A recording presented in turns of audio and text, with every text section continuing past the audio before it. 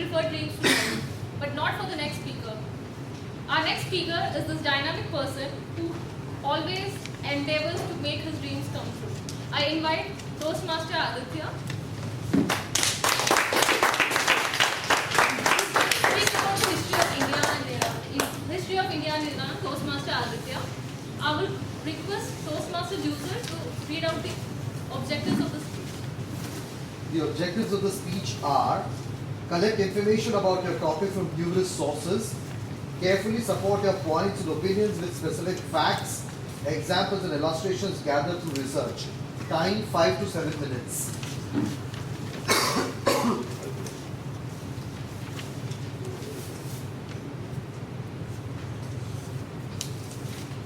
History was one of the lowest scoring subjects in my school.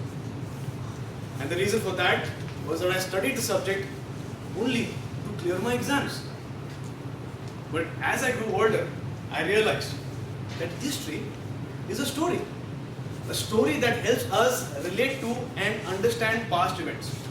And I saw history in a completely new light. So who has heard the story of Alexander the Great? And what about Christopher Columbus? And who has heard of Shivaji? We all love stories, don't we? And why do we love stories?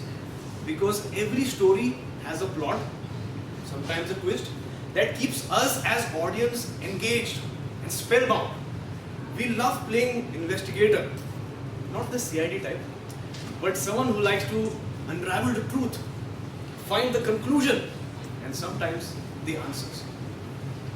Toastmaster of the day, fellow Toastmasters and guests, one of the earliest stories known to mankind is a very special story.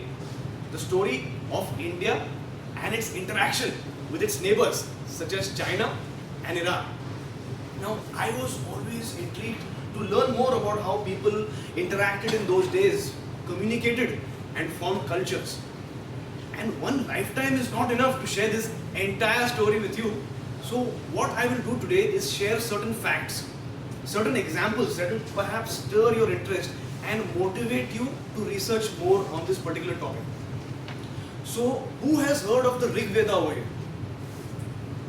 According to Wikipedia, the Rig Veda is the oldest scripture of Indian history, with 30 manuscripts roughly written between 1700 BC and 1100 BC.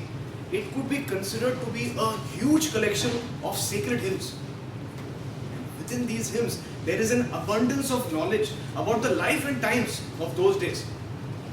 For example, places such as Norway and Russia are known to experience continuous days of darkness or even months.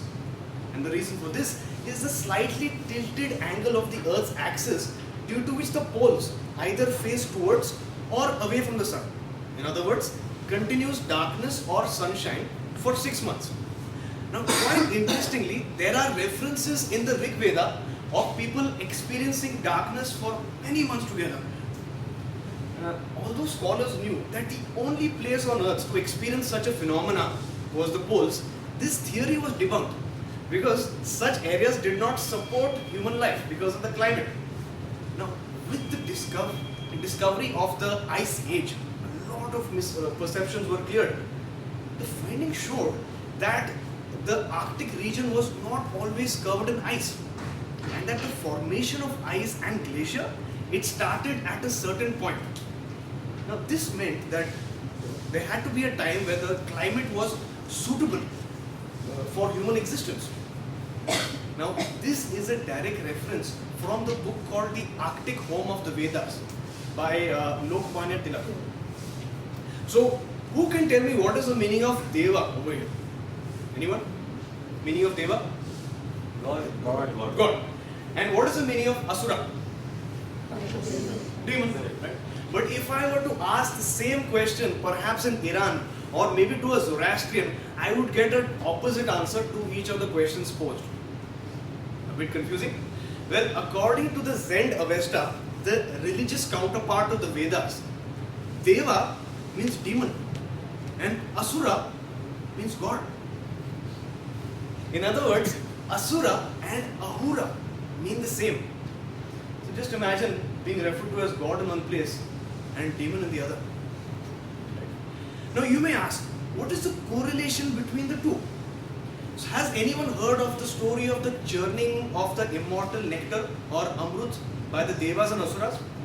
Well, my conclusion from that story, and according to Dr. Banerjee, article in the Bengal magazine, April 1880, the Devas and Asuras were probably two different sects of the same clan. And because of a rift that took place, one migrated to India and started hating the other clans so much that they started disrespecting their gods. Now you may say, Asura and Ahura. Why the difference in pronunciation, right? Well, according to the ancient Persian and Avestan script that was developed during the Sassanid era of Iran, there wasn't any S. So the S was replaced with an H.